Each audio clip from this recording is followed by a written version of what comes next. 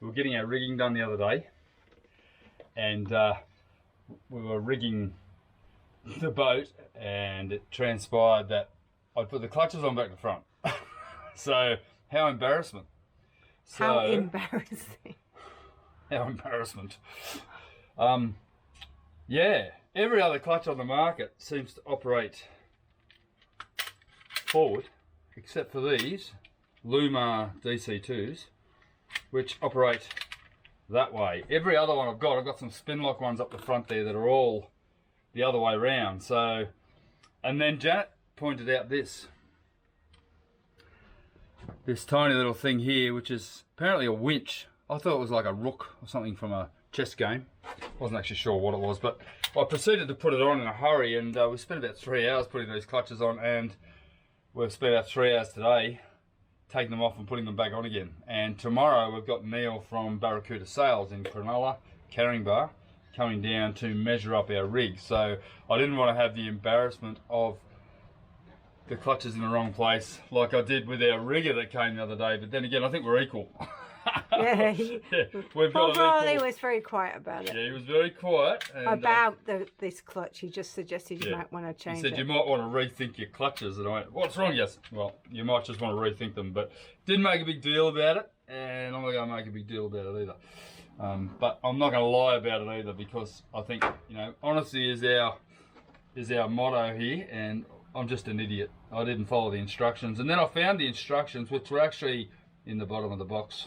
And the thing is, I put them on that many times that the instructions weren't with the actual winches, and I just thought it was pretty simple, but clearly it's not. Anyway, so we're only putting a little bit of Sikaflex just around the bolt holes, in the holes. You don't need to glue the things right on. Well, you did actually get them off pretty easily. But anyway, fess up, own up to your mistakes, and life's always better. Don't you reckon, Janet?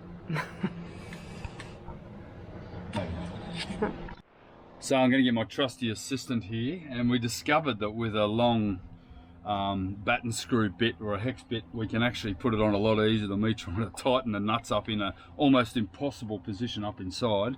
So Janet drills it in nice and slow. We do have to be careful about galling of the stainless, because these threads will gall up if you go too fast and weld, and we don't want that to happen. So I'm putting all new nuts on this just to make sure that we don't end up with that problem. But yeah, I mean, they're in place now, and I'm pretty happy where they are. I'm happy with the placement.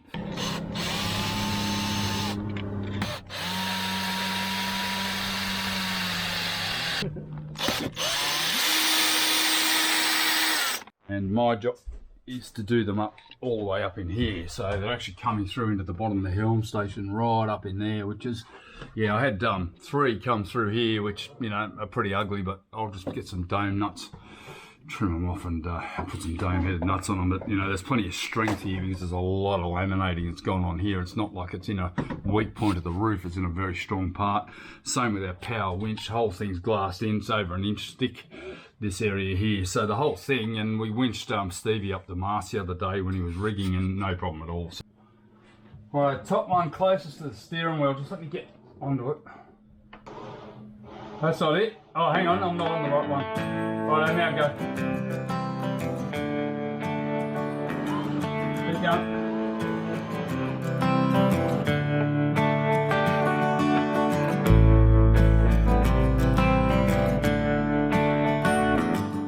So 3 weeks after we got our port engine fixed, absolutely beautiful, just running like a dream. Janet and I went out for our second sea trial and had just the most beautiful day, but we had a problem. This starboard engine wouldn't go into reverse, and I've spent probably 4 or 5 hours so far in the engine room trying to work out what it is. I believe it's to do with this selector. I originally thought it was the cable that comes down to the gear lever, and I'm just going to show you what happened yesterday when we did a couple of diagnostic tests on it, and it wasn't very nice. So I've gone home and gone through the exploded diagrams of the selector unit itself, and I've sort of surmised and had a bit of a conversation with Zach last night. I think we've sort of deduced that it could be with the selector pin, or the conical shaped pin that actually engages the gears. and I think there's something going on in here with the spring. So I'm going to get in now and I'll just show you the video of what actually happened yesterday. Okay, so the issue I've got here with the gearbox is we've got forward, neutral, reverse. The problem I've got is that where neutral is, it should be here. I'm wondering whether this is like a little cam in here, whether that's actually screwed or moved within this clamp and change the geometry of what's going on in there, because when it's going into reverse, it's actually making a bit of a horrible sound. And now I'm going to go in and actually have a bit of a go at it, see if I can do something about it, maybe pull it out. I'm sure I can pull it apart, and hopefully we don't have to remove the gearbox to solve this problem.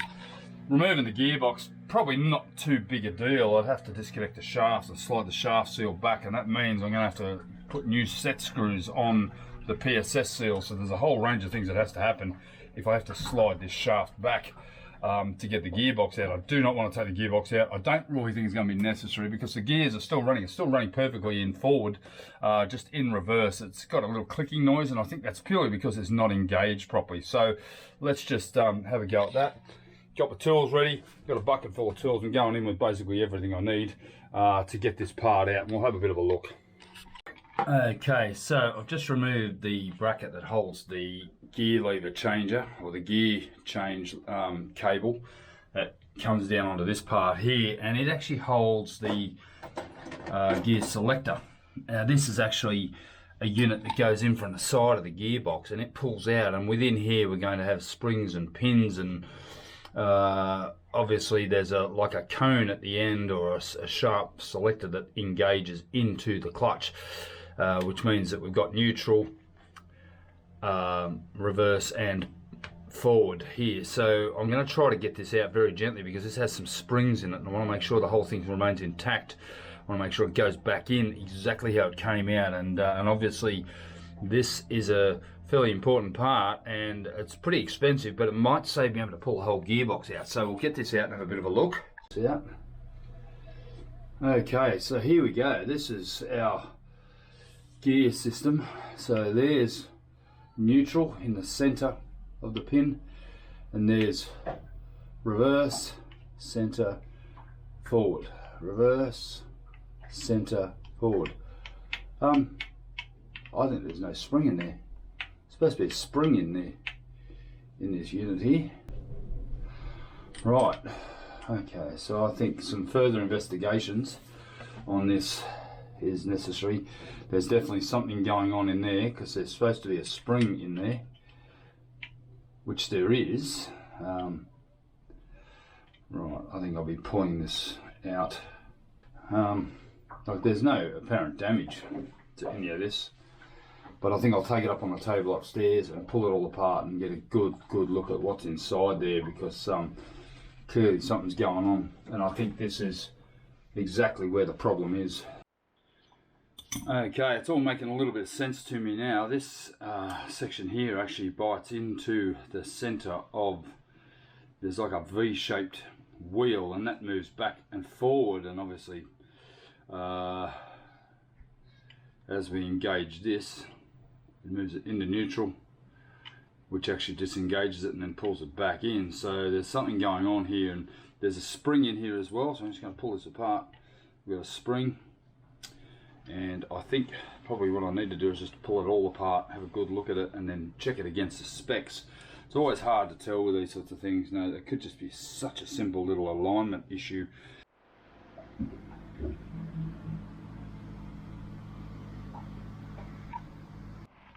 So before we go calling in the mechanic, I'm going to try and diagnose this myself. To be honest, I don't think it can be that hard. There's not a lot going on here, but this spring here, I'm a bit concerned that it might have compressed or lost its strength. So I've just gone to the diagnostics here, or specifications here. It should be 22.8 millimeters, but at a minimum of 19.8. So we've got a 21.5. So it's well within the parameters of what it should be. That sort of rules that out. I was a bit concerned that there was a pin missing in this selector, because the diagram actually shows 2 pins. So the diagram here is showing a pin here and a pin here. Well, it's got a pin here and a pin here. So that also indicates to me that we're not missing any parts out of this whole thing. So that's a good thing. Whether or not this thing's been damaged, doesn't appear to be honest. It doesn't look like it's damaged at all. So where's our problem? There's obviously a little bit of slippage on there, but that bites into that center wheel and obviously holds it, and then when it turns, it allows the clutch to move into place and engage the gear. So I don't see any problems with anything here. Righto mate, here's inside the selector. I'm assuming this is neutral, and then eventually get to the point where I won't go any further. And then if I turn it the other way,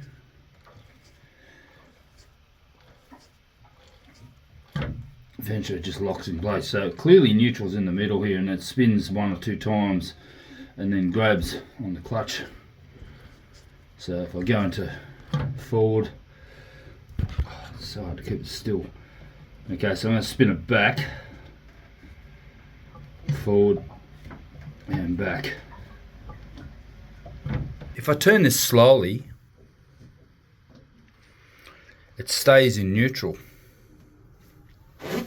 Obviously when you click it into gear, you turn it quickly and it goes into gear. So there's obviously, I guess it's the cone clutch slipping. If I turn it in reverse, it stays in neutral, but if I turn it quickly, it locks in gear. So clearly it's making gear in both directions. And then if I do it slowly, so once again, slowly, quickly, locks in gear. Righto, so I'll just reiterate what's going on. So if I turn it slowly, it stays in neutral. Obviously, nothing's happening. But if I turn it quickly, it locks in gear. So it goes from side to side. So if I turn it slowly, bang, locks in gear. Turn it slowly, locks in gear. So it's moving back and forth. So the selector is working. Zach and I have just had probably an hour-long video conference on this, and we've deduced that there's nothing wrong with it, but still doesn't explain what's going on. So I think what's best is I'm going to reassemble it and just put it back in there, and then when Janet comes down in a couple of days, we'll retest it manually, just so I can clunk it in and out of gear without the gear lever. So I'll make sure all that's right, and hopefully we've got it back together right and put it back in place exactly how it was. We've had a good look in here, shot a couple of videos of how it's running. I mean, everything's smooth, there's no noise in the gearbox whatsoever. However, I'm not getting the gears running. All we're doing is going from neutral to reverse to forward and locking it in place. So the clutch is obviously working, if that's what you call it. But to put this thing back in, I've reassembled it. I've just given it a good oil up, oil the O-ring, we'll get it back in, clamp it in place, and then we'll see how we go. Alright, so the final part of the puzzle is the selector lever and the shims that are here with getting the correct tension on the spring, because this actually pushes in on the spring, and perhaps that shim is the problem, maybe because it's got 2 washers there. That's actually pushing in on the spring itself. That could potentially be the issue here. Alright, so we've got neutral, definitely locking in there, and the freewheeling shaft. Forward gear, in gear, neutral, freewheeling, reverse, locked in place. So it's going in and out of gear, no problem at all. It's when it's spinning, so hopefully that's resolved it. I don't know. I mean, who knows? I mean, I've given it a good lube, re-lube up. Hopefully we can sort of get some oil running through it and check that, and hopefully that's the resolution. And then I can put the cable back on, and then we're going to adjust the cable. But for now, everything seems normal. I really don't know what to think. But anyway, we'll go to the next stage. The worst case here is we pull the gearbox out, but hopefully I can avoid that. And it's time for me to go home because I'm wrecked.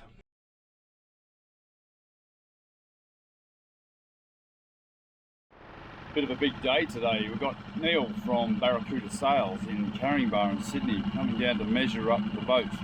That's fantastic because we've got the riggings on, everything ready for him to measure up, and then the sail's only about a few weeks away. So pretty excited about that. He's driving about an hour south from Wollongong where he lives, and we'll get it all measured up, and then we'll have a fair idea of the sail area. We believe it's around the size of a Seawind 1260, maybe a little bit smaller, maybe a little bit bigger. We're not really sure yet until he gets the final measurements, and then we'll decide on the shape and everything. We've already decided on the material, so it's looking pretty good. We'll see him in about 20 minutes, take him down to the boat, get some measurements done, and we'll advise. This all good to walk on? Yeah. Yep. Oh yeah. Okay, oh yeah, right. So 3 reefs. He's left all the lines in it. Yeah, so all that's there. And what's one of them in the out haul, is it? One will be out haul, so Yeah. one of the centre ones will be out haul, and then 2 reefs, so then he'll come back. So then, okay, so he's got... yeah, so that one's going to be your out haul. The centre one, yeah. Centre one. Okay, yeah, that makes sense. So that's going to be out haul coming down to here and back to the winch. Yeah, I've allowed 8 lines here. Our jib halyard is going to stay on the mast. Yep. So it's basically what that spin lock clutch is on the other side there. So once we pull the jib up, we're just going to lock it off on there. So it's one less line I've got going back to exactly. You don't want it back there. Yeah. And then what I'll do is give you the measurements of... Have you got the lines, the rope yet? Yeah, man. Got a box full of them. Oh, right, okay, So they'll go up and back down through there and then up. Yeah, cool. So, and when we get the sails of, will they have the battens in them or they're separate? No, well, we'll deliver it with the battens separate. Cool, cool. Okay. And then, but just slide them in. There's little plastic, the boxes, the batten boxes. Yep. Which will. Yep. So I've got the pins for them. Yeah. Yeah. So I'm sure Roland said 10 mil threads. I've got them. Yeah. That's what I've got. Yeah. So they'll screw into them. Yep. With a bit of Loctite on it. Yep. Because when they hit these. Yep. They can unscrew them. So we need to Loctite those. Loctite into the batten box. Into the batten box. Yep. Then the batten goes in. Yep. Drops in. Plate goes on to hold it in. Yep. And then there's a tension screw. Yeah. Okay, cool. So all that's that makes total sense. Quite simple. Yep. As I say, this will go to the head of the sail. The head will fold down into the bag. Yeah, nice. So all that. Brilliant. So the head's actually separate. It's not attached to this. There's a line. Yeah. So is it got a flat roach on the top? Has it? Or? We've got to discuss that. Yeah, we've got to discuss that, I'll send you a couple of different designs. Yeah. Okay. Which is going to be a hard question. Yeah. The only reason we don't like the square tops, they look cool, they work well. Yeah. But downwind, they tend to push your bows down. Yeah. So what you've got to do is, if you're running square, reef in early. Yes. Get the centre of effort down. Yeah. Because you can imagine the square top. A lot of effort up does there. that. It's pushing. It's going over the top. And pushes your bows. And our centre of effort's already high because our boom's high, isn't it? Yeah. So what you do is just in your head, drop a reef in. Okay, you're losing sail area, but the bows will come up and you'll go. So you're doing the same boat. Okay. All right. No, that makes total sense. But this stays. You can either leave it attached permanently to the sail. Yeah. And again, what we've been doing is putting a separate zip in back to the first lazy jack, and then you just have a hook, a shot cord with a hook. That holds that back away from the mast, stops it banging on the mast. And unhook it, open the bag up she goes. That makes total sense. Okay, brilliant. Oh, that sounds great. I think we can handle that. Just a cracker day. So we're going to do the jib halyard first. Yep. I thought you'd have to go up. No. Oh no. Pretty glad about that. Oh, mind you, it'll hold you. I'll tell you now. It held the guy the other day. You're only 78 kilos. I don't want to go up there. I'm never going up there. No, that's why you need an electric winch. Well, I've got an electric winch. Righto. So our jib halyard's going to stay on the mast here for the most part until once we pull it up, we'll just lock it off on this cleat here, have it sitting on a cleat, and basically leave it here. One less line going back to the helm. Trying to control all our lines here because I'm trying to keep it nice and neat. Oh mate, you know what I do? I get a bit hot working in there and I come out here and I get under the boat and I swim for half an hour. Yeah. In the current. It's beautiful. Yeah. And there's no bull shark here. Well, you don't get bull sharks? No, not that I've never seen one. I've been running kayaking trips here for 30 years. I've never seen a shark in the creek. I've seen a few at the mouth. Yeah. So you're going to pull that down? Yeah, no, this will pull it down. Yeah. Oh, right. Yep, all the way to the top. Yeah. Oh, you're right. Yep. maximum hoist. 14.9. Is that about right? Sounds. Yeah, well, he didn't actually, Roland didn't give me that measurement. Right, okay. Here comes Janet. Look at this. Look at this, mate. This is they're out having the good life while we're working.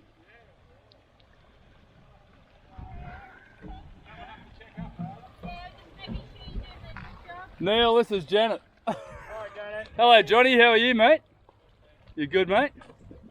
We're measuring up. How exciting is this? Yeah. It's awesome. What are you guys up to? Yeah, I'm not going up. No way I'm going up there. Yeah, no, it's good. Really good, eh? Yeah. Yeah, the boom ended up a little bit bigger than we thought. A bit longer. Yeah, I think it was like 30 centimetres longer to the end of the track. It was 5.9 or something, wasn't it? Yeah, well the bag is going to be 5.7, so yeah. Okay. Yeah, Janet's been a coxswain with the Marine Rescue for 3 years now. It's been great actually because it's taken all the pressure off me. I haven't been out of the water, mate. I've just been building the boat. Alright, so we're on to the main halyard. Yeah, right. Okay, that makes sense. Right, cool. Just pull that all the way to the top. Ready?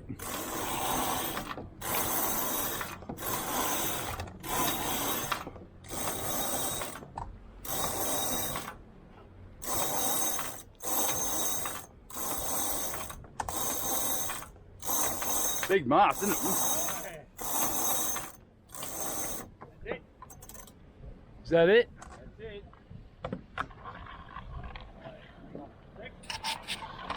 I hope your tape's strong. That string's just there to help you pull it down. Yeah. 15, basically 15 metres dead even. Wow. Well, there you go. So there you can, Yeah. so don't go under any bridges under 18 metres, I'd say. Yeah, I reckon we're at least probably 3 metres above the water. Yeah. Oh, it's basically replicating that topping lift. Yeah. Like it's, this is, that looks. I think it's pretty good. I think Yeah, it might be a couple of centimetres out, but I think it's pretty good. I mean, I can lift it up a little bit, but I don't think it needs to be lifted. Nah. 1533 to there. Yep. So that's pretty. And that one of these. Yeah. Will go through the corner of the sail. Yep. And that holds the corner. Is that just with a shackle? Well, shackle onto that. Yep. Shackle there, shackled onto the sail. Now, do you recommend a soft shackle or a rigid I'd probably shackle? go a stay. Yeah, okay. Just a 10mm shackle, Yeah. Okay, yeah, that makes sense. Okay, so Brilliant. that can come back down. I think he said 30 centimetres, but it's not even that. No. 20, not even 20 centimetres.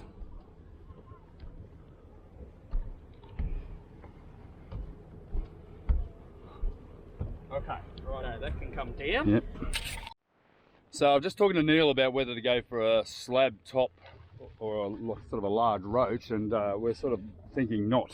Yes. Why is that? Go just to keep the bow from getting pushed down. So, Yep. Yeah. And easier control, Yep. easier, simpler handling. Yeah. Is there ever a chance it'll get caught up as well, latching over to the head or not? Yeah. Well, maybe with the second reef in, it could get caught in behind the shrouds. Yeah. Yeah. Okay. All right. Well, that makes total sense. Yeah. So we'll just go for a modified one. Yeah. Just a slightly rounded top But rather this, than this line will still be connected. Yep. And as that car goes up the mast, Yep. as this point pulls up, Yep. it starts to lift that car Yep. and then locks itself in. Yeah. Cool. Yeah. Fantastic. That makes total sense. Brilliant. That distance is 7 mil. And then I want to measure from here to the shrouds Yep. where I put my